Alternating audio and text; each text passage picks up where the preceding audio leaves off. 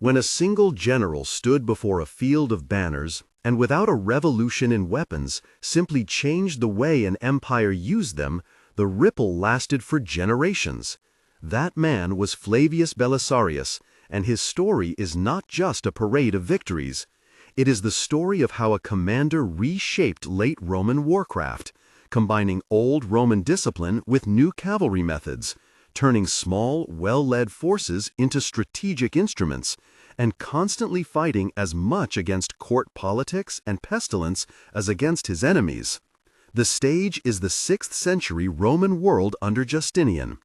In 527, Justinian inherits an empire whose borders are a jagged crown, prized cities, ancient prestige, and frontiers under strain. The imperial ambition is explicit: restore Roman territories, reform law, and make the emperor's authority felt from Antioch to Italy to North Africa. But the material reality is less glamorous. Armies are stretched thin. The eastern frontier faces the Sassanid Empire, a confident and well-organized rival in Persia. The western Mediterranean has fractured into successor kingdoms, Vandals, Ostrogoths, Visigoths, that command local resources and alliances. Internally, religious disputes and fiscal pressures complicate statecraft. The emperor can legislate, he can baptize and animatize, but he cannot simply wave armies into being where they are not ready. Strategic ambitions meet logistical limits, political frictions, and a dangerous, often brutal human reality. Into this fragile, ambitious court steps a commander whose knack is not invention of new tools, but imagination in using old ones. Belisarius is, by origin, not a scion of Constantinople's elite.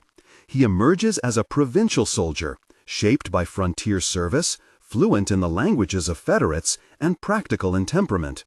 His rise is not meteoric for its clamor. It is pragmatic. He rewards competency, disciplines laxity, and earns loyalty through firmness mixed with fairness.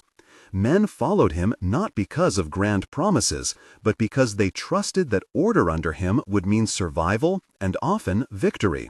To understand how Belisarius redefined warfare, we must first understand the military environment he inherited.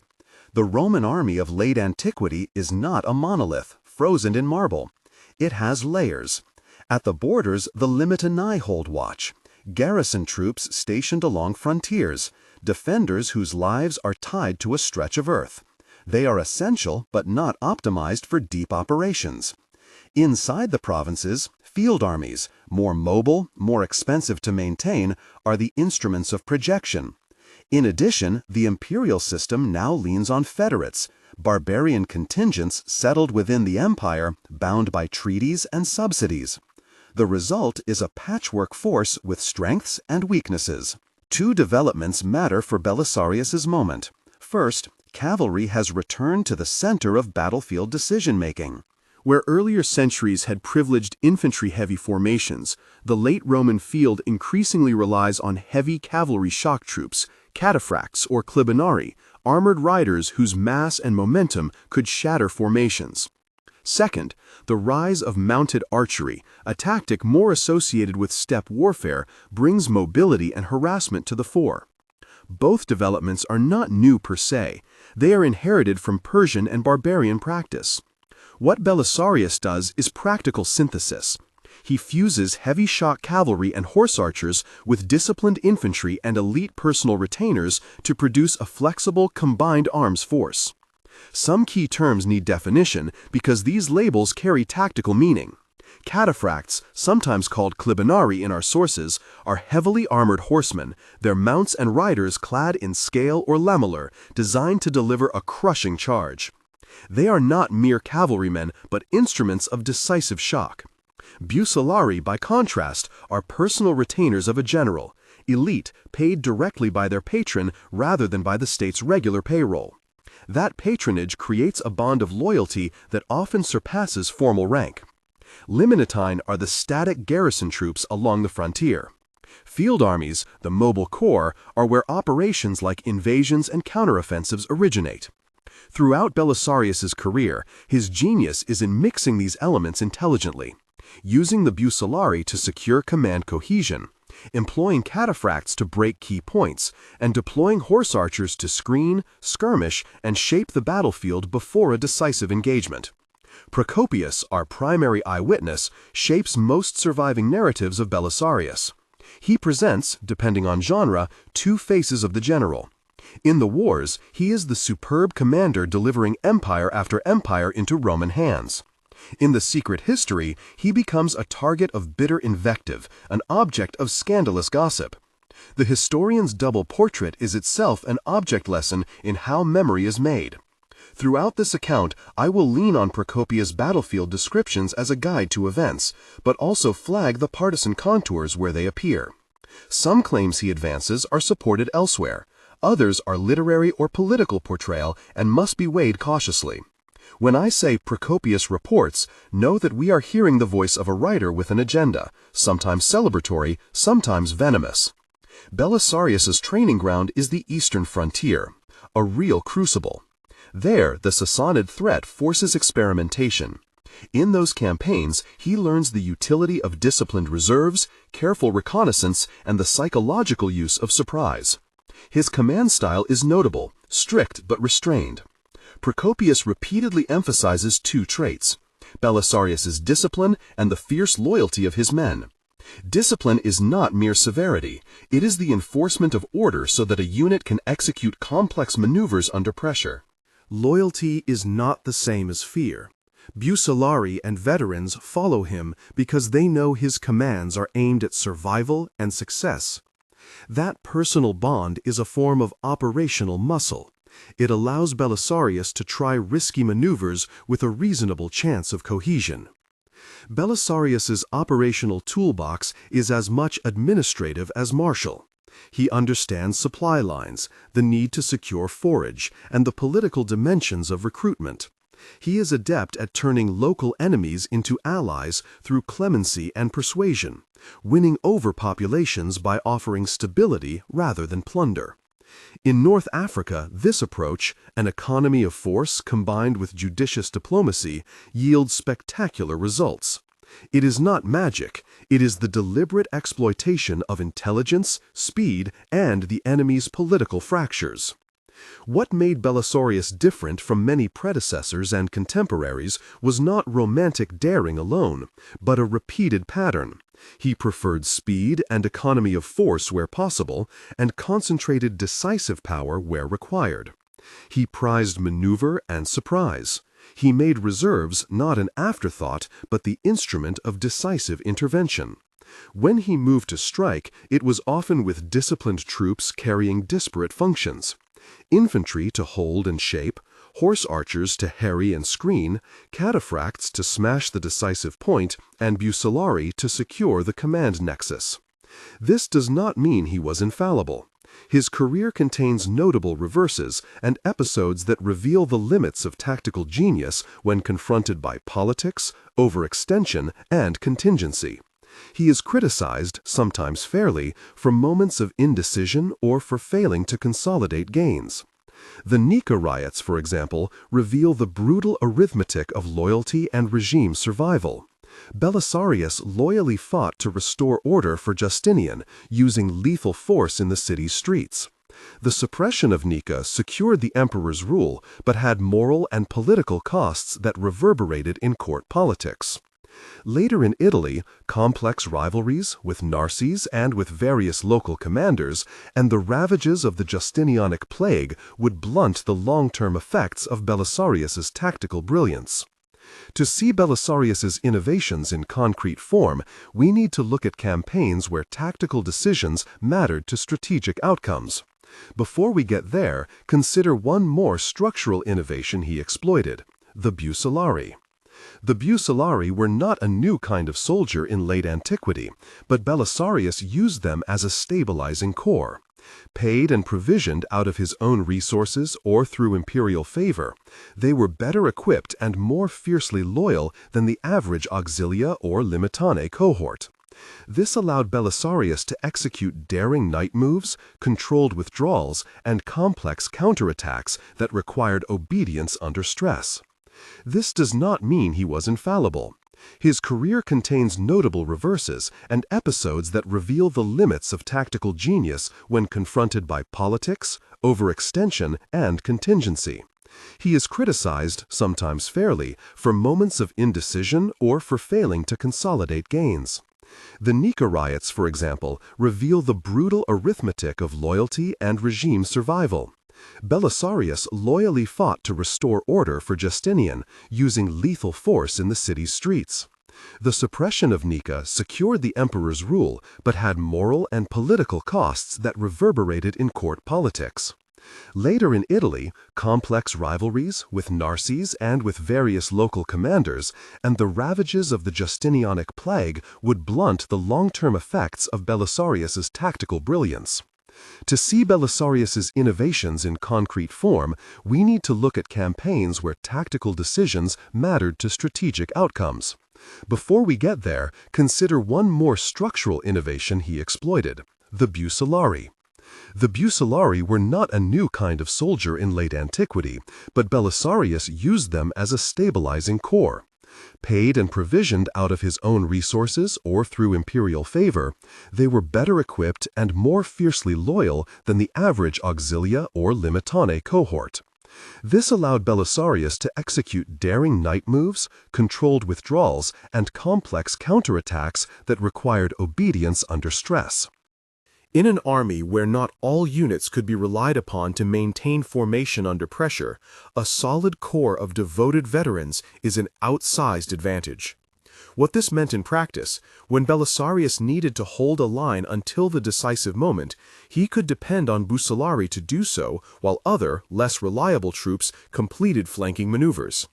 When surprise mattered, he could trust these retainers to carry out orders at a distance from immediate imperial oversight. Their existence points at a larger truth of late Roman warfare. Command autonomy was, at times, essential to operational success. Beyond troops and tactics, Belisarius is a teacher of operational logistics. He insisted on supply discipline, organized foraging that minimized civilian alienation, and understood the necessity of lines of communication. In his campaigns in North Africa and Italy, the ability to manage supply convoys or to hold coastal nodes for provisioning often determined strategic possibility. Amphibious operations, the rapid crossing from Constantinople to North Africa in 533, or landings in Sicily and southern Italy, required not just ships and soldiers, but an integrated plan to project force and sustain it ashore. Belisarius's planning for these maneuver campaigns shows an understanding of logistics equal to his grasp of battlefield tactics. The early victories against the Vandals in 533 to 534 are a paradigm. With limited forces, clever intelligence, and the psychological impact of a sudden disciplined arrival, Belisarius toppled a kingdom that, on paper, outnumbered him. The campaigns at Ad Decinum and Tricomarum are often cited for their speed and economy of force. There is a lesson to be drawn. Well-led, mobile columns, operating with accurate intelligence and tight discipline, can produce strategic collapse in a fragile polity. Belisarius's North African campaign is therefore a case study in operational art as much as it is a tale of tactical audacity. But before we reach Africa's shores, the Eastern crucible tests the same methods against a very different foe. The Sassanids are not a fractious successor kingdom susceptible to quick psychological breaks. They are a centralized, seasoned state with powerful heavy cavalry traditions and deep logistical capacity. A confrontation with the Persians at a place like Dara in 530 forces Belisarius to demonstrate how reserves, combined arms, and maneuver can check an opponent whose own cavalry is designed to clash in decisive shock. Dara is, in a sense, the point where his ideas are publicly measured against one of the empire's most dangerous competitors. Procopius gives us a dramatic outline of this clash. He frames Dara as a test of nerve and ingenuity, a field where message and meaning meet. Modern historians debate details, troop numbers, precise timings, the extent of tactical ambushes, and those debates matter because our sources are imperfect and partisan. Procopius reports striking episodes.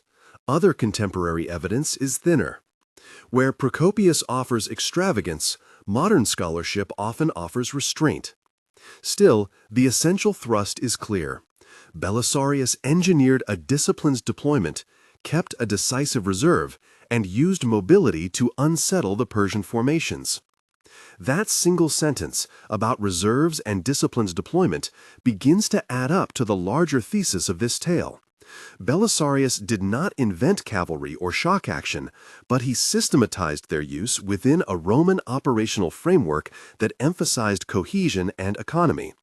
He turned the presence of heavy horse and mounted archers into a coordinated system rather than a set of independent tactics.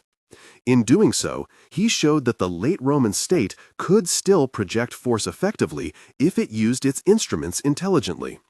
Of course, politics shadowed every victory. Belisarius' success earned him imperial favor, but also the wary eye of court courtiers.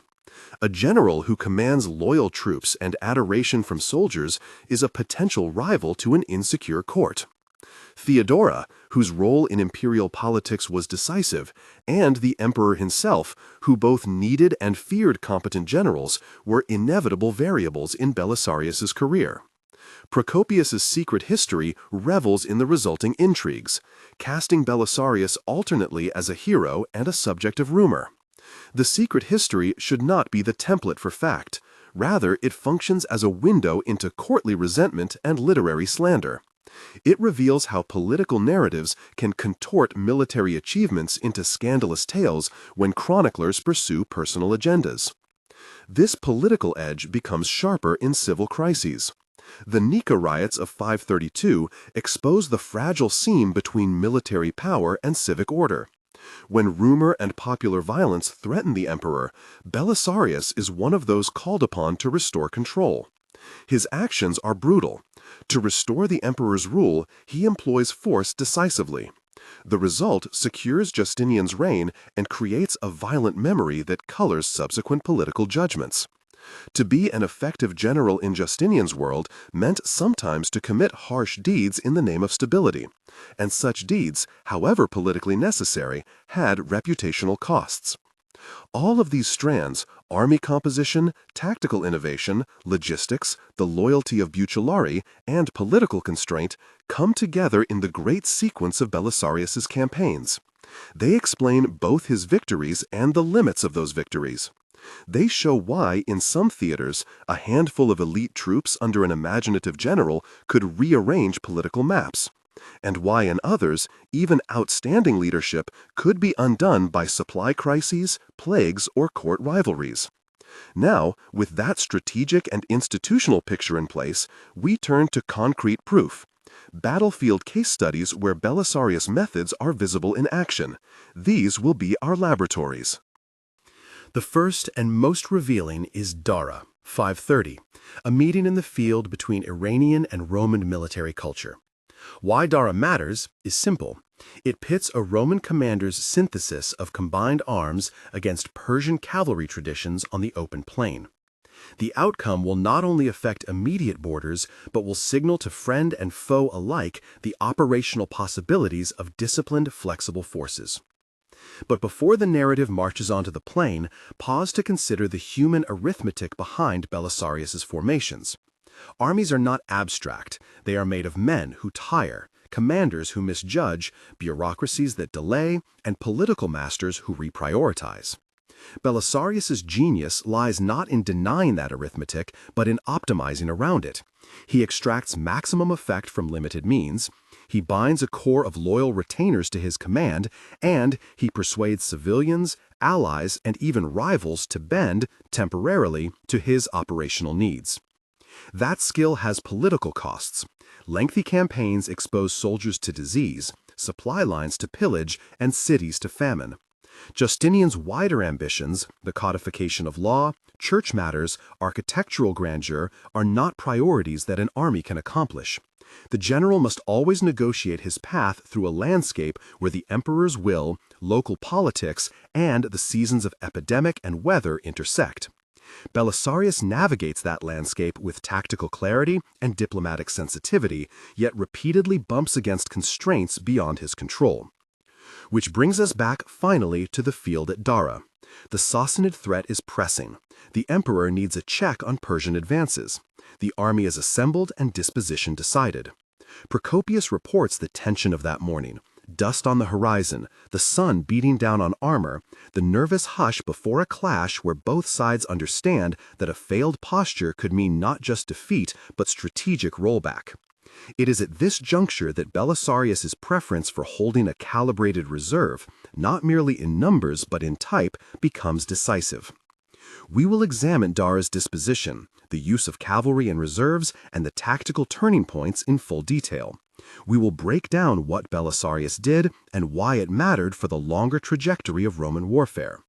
We will weigh Procopius's account against other evidence, noting where numbers and motives remain unclear, and where modern scholars differ. For now, carry forward the central thread. Belisarius's operations are about coherent systems, integrating heavy cavalry, mounted skirmishers, disciplined infantry, elite retainers, and logistics into a flexible whole that can be deployed for rapid strategic effect. Where earlier generals might have treated cavalry as auxiliaries or as separate brigades, Belisarius used them as part of a combined arsenal calibrated to the enemy and to the ground. Soon we will step onto the field at Dara and watch how that calibration unfolds. We will see formations move like pieces on a board, reserves held like a scalpel, and decisions made in seconds that ripple into years. The battle will show a method in action, not the invention of a new weapon, but the remaking of how an empire used the weapons it already possessed. If you enjoy detailed military case studies, hit subscribe and check the playlist. There's more on these campaigns below. Dara, 530. Why it mattered. Dara was a public test of whether a late Roman commander could neutralize Persia's heavy cavalry traditions without an empire-sized army behind him. The stakes were high. A Roman defeat would encourage Persian pressure across the eastern frontier. A Roman victory would restore deterrence and validate a new operational mix. Procopius reports the morning like a scene in a theater of war. Banners rattling in uneasy wind, horses snorting, the sun baking brass and scale. Modern sources caution that his numbers are inflated, but the shape of the day is credible. Belisarius commands a field army assembled from the mobile elements of the eastern forces. Units of heavy cavalry, cataphracts or clibinari, detachments of mounted archers drawn partly from federate units, disciplined infantry drawn from provincials and the field army corps, and his trusted Bucellari, a compact, reliable nucleus. Facing him is a Sassanid force built around its own heavy horse, supported by infantry and horse archers, commanded by a competent Persian general whose name varies across sources. Contemporary chronicles and later scholarship do not produce a single, uncontested roster. Disposition. Belisarius takes a position that hides his full intention. He arrays his infantry in the center with mobile cavalry screens on the flanks. Crucially, he conceals, whether in folds of terrain or in deliberate gaps, a reserve composed largely of his most reliable heavy cavalry and selected Bucellari. That reserve is not an afterthought. Procopius reports that Belisarius kept it deliberately back, watching the flow of battle like a surgeon with a scalpel. The battle opens with a clash of screens. Persian horse archers probe, Roman mounted skirmishers answer.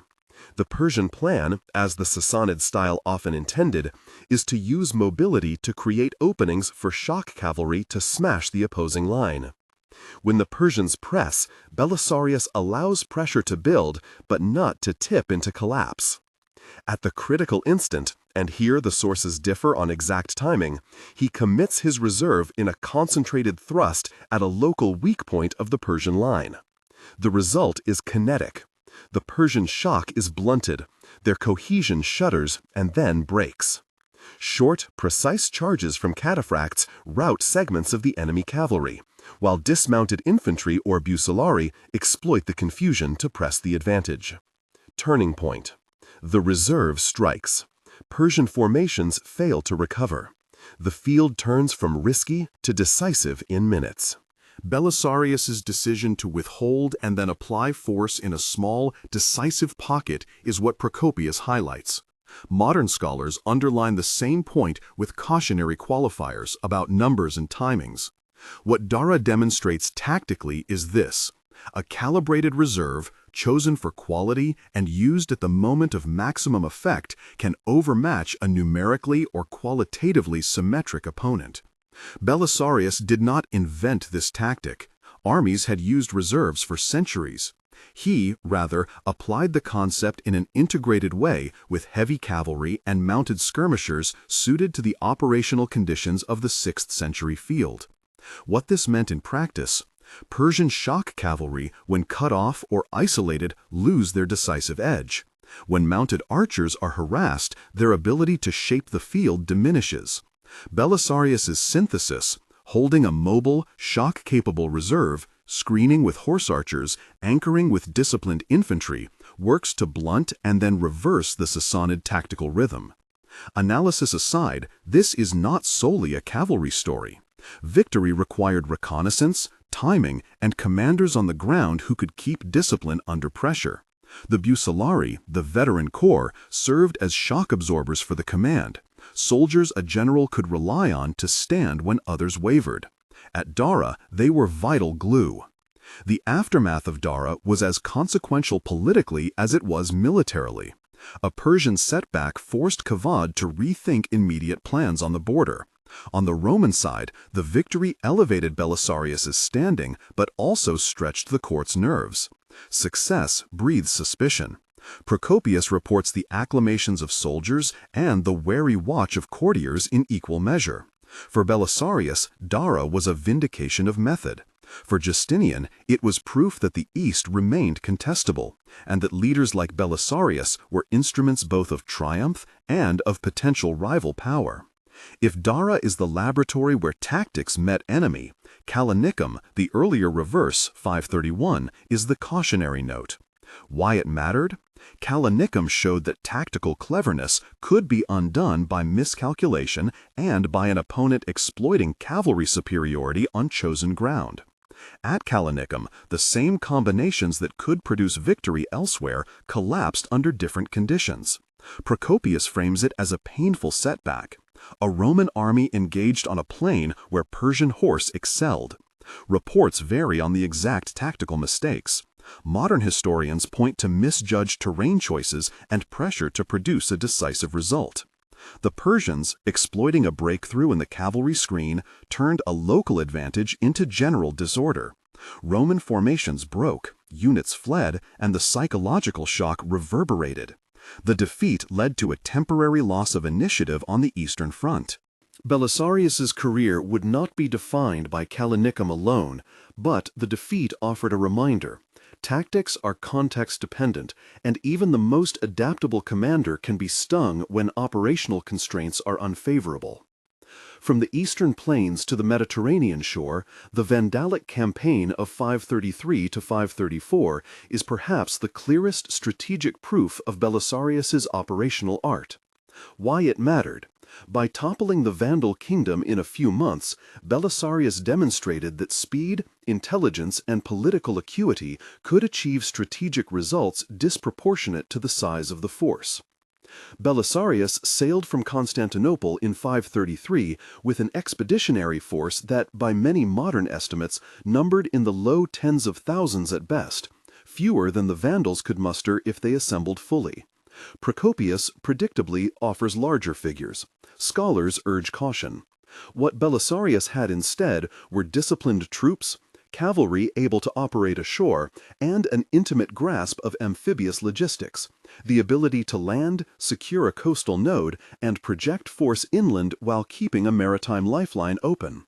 The choice of landing at Caput Vada, near modern-day Ras Kabudia, was deliberate. It placed him within reach of Carthage while avoiding the Vandals' main concentrations. Intelligence and political miscue by the Vandals played into Roman hands. The Vandal king Gelimer was distracted, divided by family quarrels and by a fracturing political base. Belisarius moved quickly to exploit this. At Ad Decimum, 13 September 533, the initial clash north of Carthage pivoted on local actions and timing. Belisarius's disposition again used mobility and a committed reserve.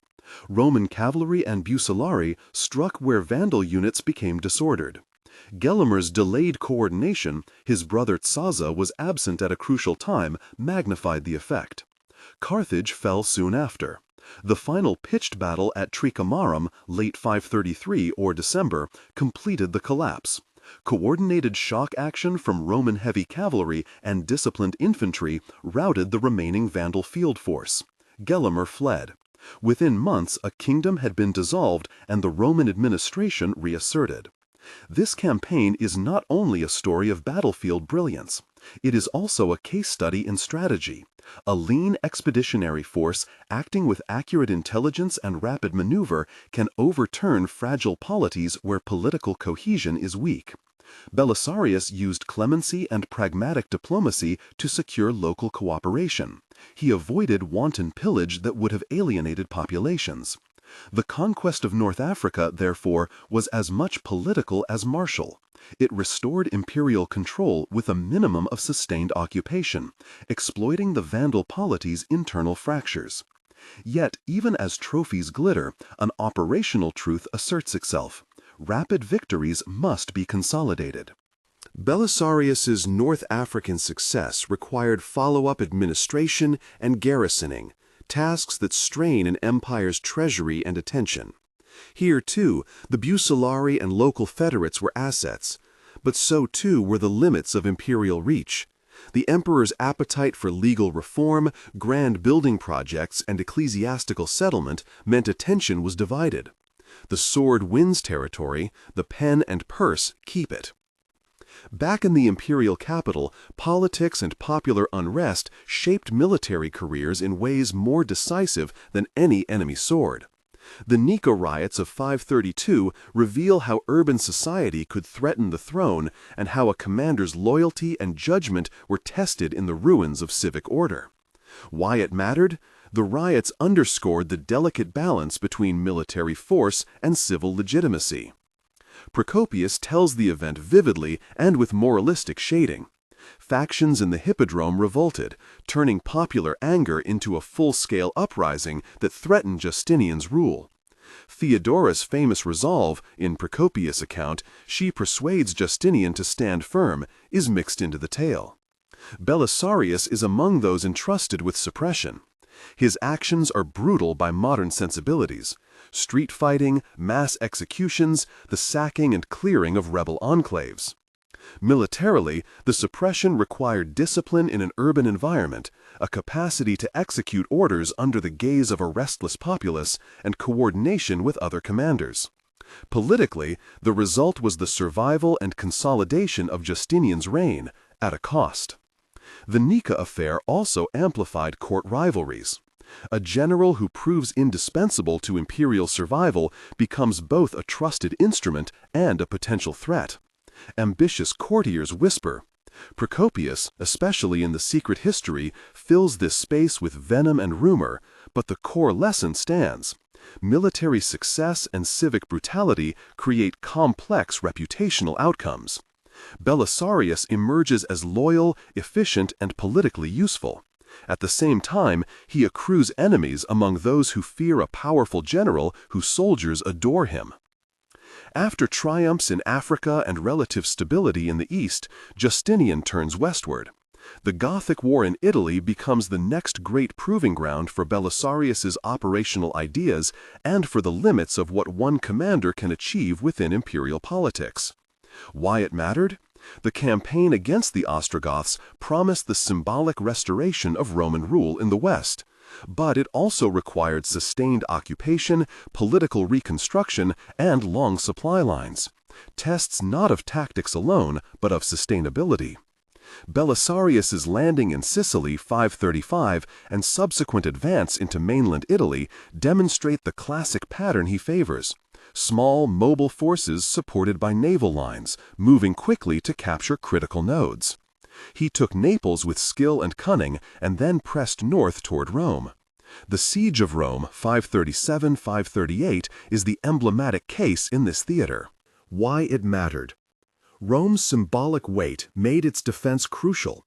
Militarily, defending a city against a determined besieger requires different skills than winning an open battle. The siege itself was prolonged, episodic, and defined by improvisation. Belisarius's defense relied on clever sorties, calculated sallies that disrupted Gothic siege works, and cavalry actions that harassed the besiegers. Naval control of the Tiber's mouth and the seaward supply lines was a lifeline. As long as grain and reinforcements could arrive by sea, the city could hold. Procopius reports vivid episodes: sudden night sorties, boats racing under arrows, and the grim economy of food and morale. Belisarius's men repaired walls, countermined, and struck surprising blows that kept Gothic forces off balance. The defense showcased an aptitude for combining active defense with mobile strikes. Yet, the Gothic War also showcases the strategic limits confronting Belisarius. Supply issues matter immensely. Local loyalties are fluid. The plague, which would begin striking the empire in the 540s, has not yet fully arrived in Rome, but shortages and exhaustion already sap resistance. Beyond logistics, internal Roman rivalries complicate command. Narses, the eunuch court official and capable later general, looms as both ally and rival. Imperial politics send mixed signals. At times, Belisarius is given latitude. At others, authority is checked. These constraints degrade the chance of turning tactical successes into lasting political settlement. In 540, Belisarius captured Ravenna, a major strategic center and the Ostrogothic capital. The fall of Ravenna was a high point. The Gothic king Vitiges surrendered, and Belisarius effectively controlled the Italian peninsula's political center. Procopius reports that the Gothic magnates even offered him the Western crown, a narrative that provoked much later speculation and, in some sources, moralizing gossip. Belisarius refused, either out of loyalty to Justinian or because taking the crown would have meant civil war. Historians debate motive and intent. The key operational fact is clear. Belisarius could seize centers of gravity when he was allowed to operate without excessive interference. But the story does not end with Ravenna's fall. The Gothic War fragmented into years of attrition. The Justinianic plague strikes in 541-542, depriving armies of manpower and cities of labor. Logistics collapse in parts. Barbarian federates shift loyalties. Meanwhile, the Gothic recovery under leaders like Totila begins to reverse Roman gains. Totila is a capable commander and politician.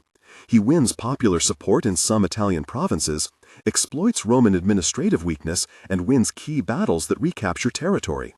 Belisarius is recalled to Constantinople under suspicion and court intrigue, later restored, and finds himself operating under constrained authority with limited resources and the full weight of political rivalry on his shoulders. Throughout Italy, a pattern repeats. Belisarius often wins or executes skillful defensive work, only to see those gains whittled away by politics, plague, or lack of follow-up. His campaign style, elegant, bold, and often economizing, is superb for initial conquests, but less adapted to decades-long pacification and reconstruction. Where a small, brilliant force can topple a ruler, it takes sustained administration and garrisoning to make conquest durable. Justinian's priorities and the strain of multiple theaters meant that Rome's recovery was partial and fragile.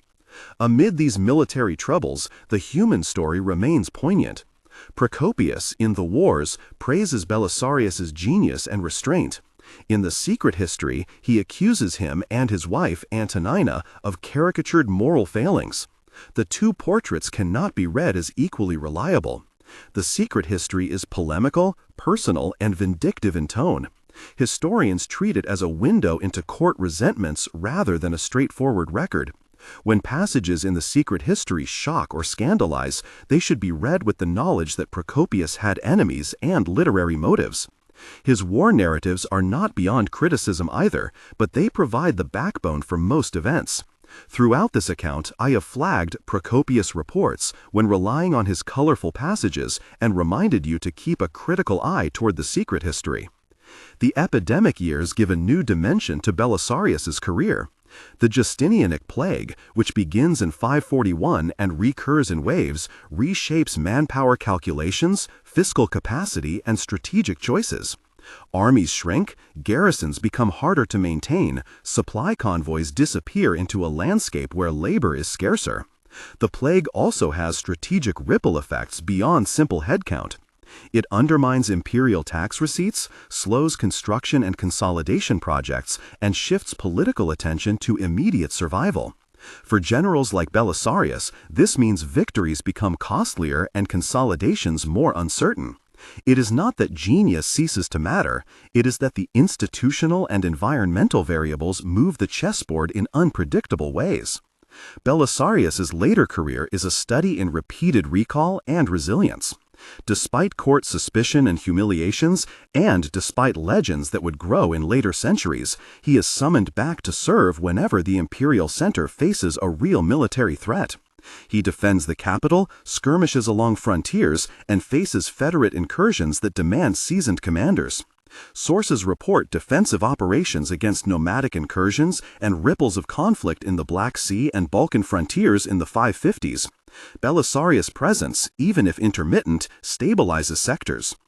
Some late engagements attributed to him are debated among scholars. Timing, scope, and precise command structures are often unclear.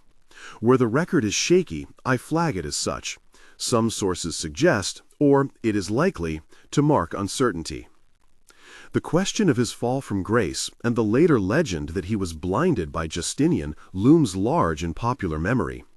This story, which pictures a tragic, old hero crippled by his emperor, is compelling but historically thin. Contemporary sources close to the events do not provide clear evidence for such a dramatic blinding.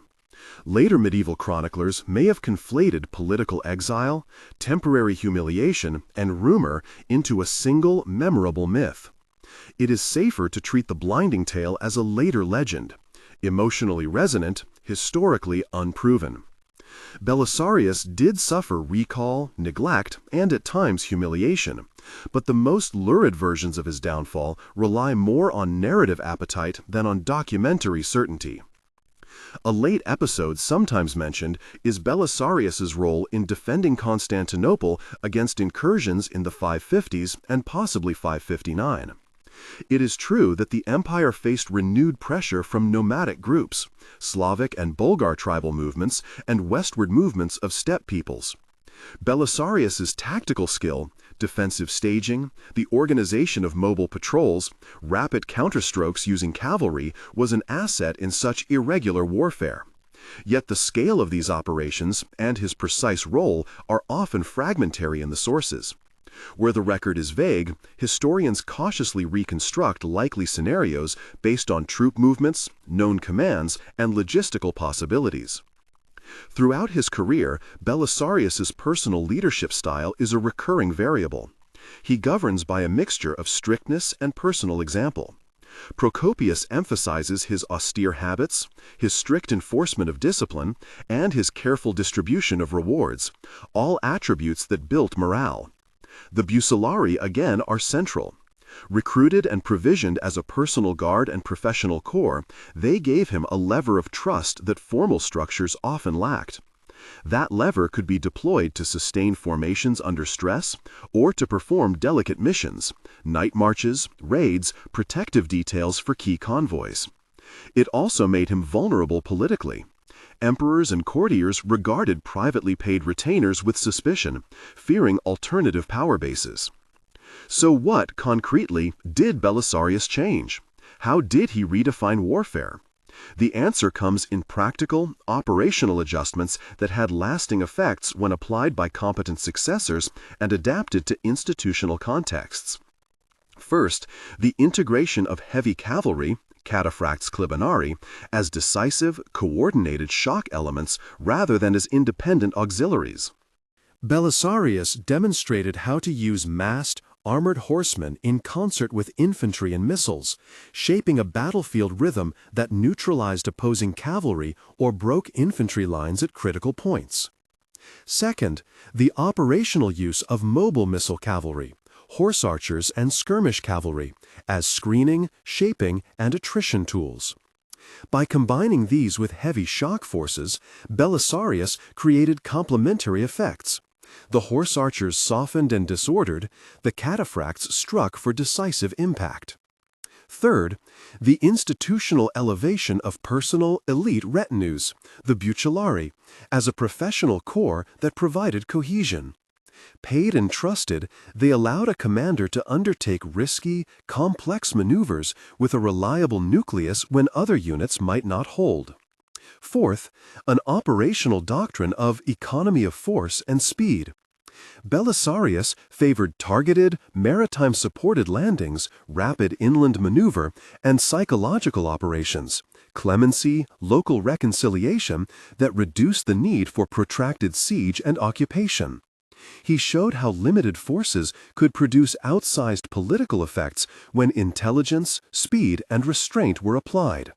Fifth, a corollary, an emphasis on logistics and lines of communication as operational preconditions. Belisarius's successes often depended on securing ports, maintaining sea lanes, and organizing provisioning, a reminder that battlefield genius alone will fail without supply. These are the concrete fingerprints he left on the practice of the late Roman Byzantine army. They are not inventions of miracle measures, but refinements and syntheses that proved effective within the strategic limits of his age. Historiography complicates memory. Procopius's double portrait ensures that later readers meet two Belisari, the celebrated general of the wars and the scandalous figure of the secret history.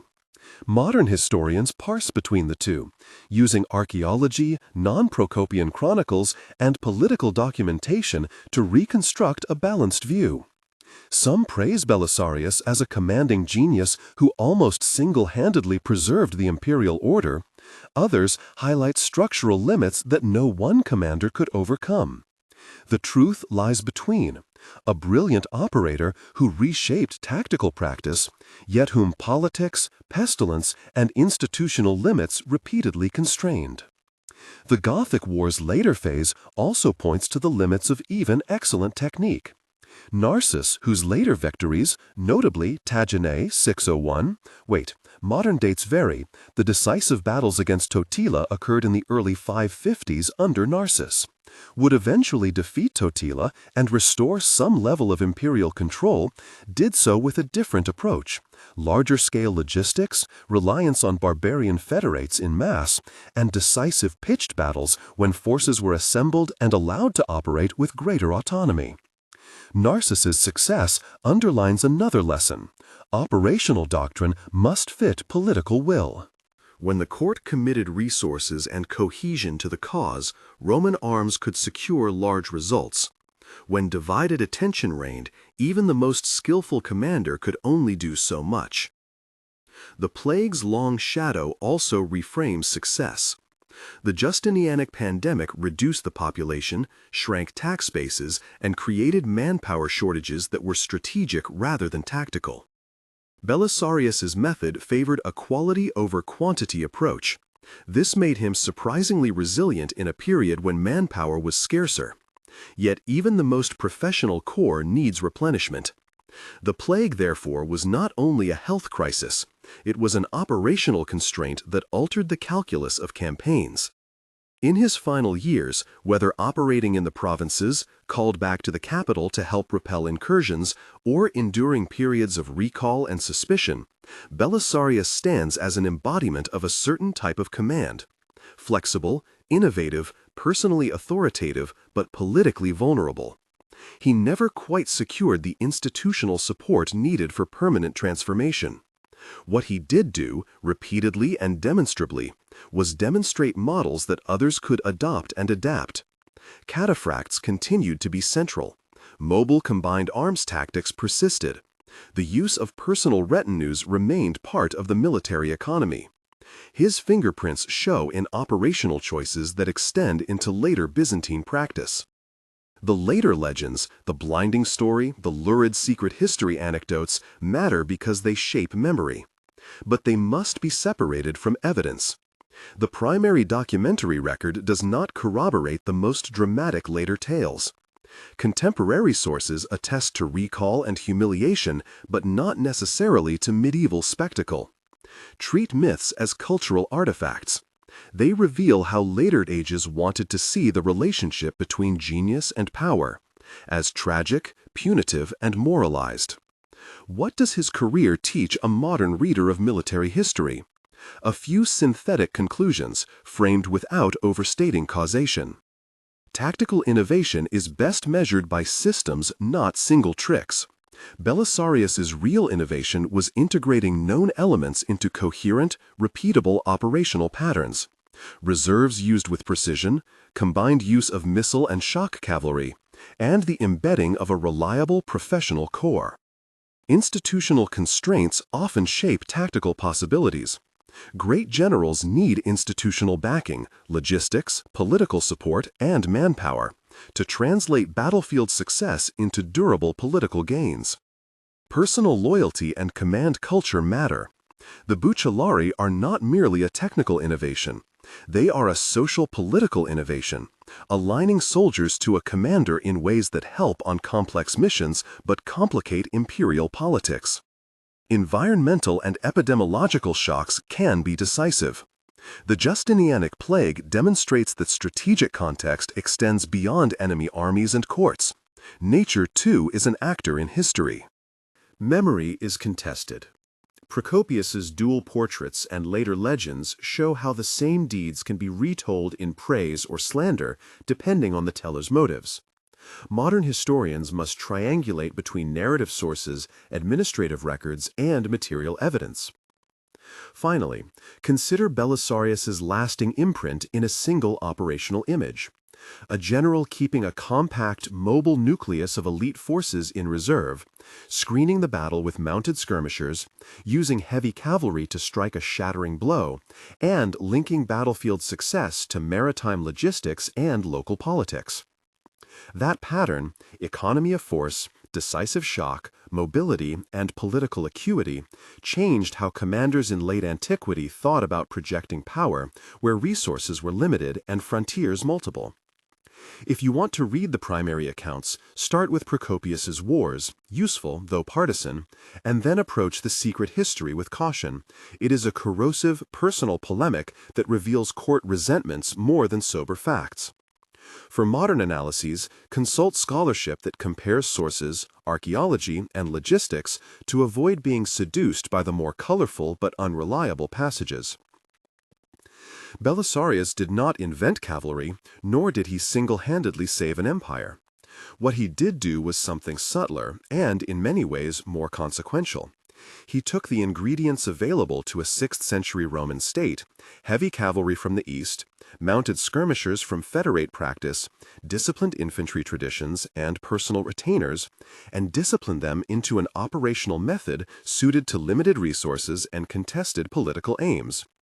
He showed that operational art could compensate for numerical inferiority and that battlefield success without political consolidation and institutional support can be ephemeral.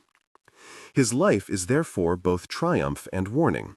It is a lesson about the endurance of military skill in the face of political fragility, and a study in how individual brilliance intersects with, but does not wholly control, the larger currents of history, court intrigue, plague, and the slow work of governance. If this deep dive into Belisarius's methods and campaigns interested you, watch our companion videos on the Vandalic War and the Siege of Rome, and check the description for links to translations of Procopius and recommended secondary readings. History rewards those who read sources skeptically and in dialogue.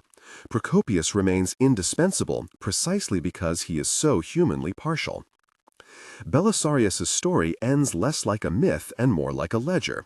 Wins written in ink, losses in smudges, and a legacy that persisted in how later commanders thought about cavalry, reserves, and the professional corps of armies.